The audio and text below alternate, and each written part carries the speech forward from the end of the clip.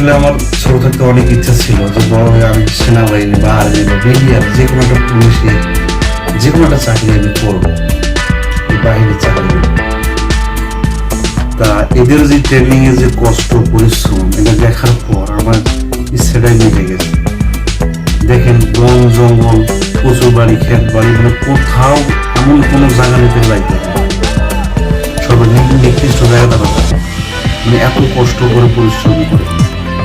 এই ভিডিওটা দেখলে বোঝা যায় তারা প্রচুর ক্ষেতের মধ্যে যেখানে গেলে মানে পুরো শরীর চুলকানি অ্যালার্জি শুরু হয়ে যাবে, সেই এমন জায়গা তো যায় সেখানে গিয়ে কষ্ট করতেছে।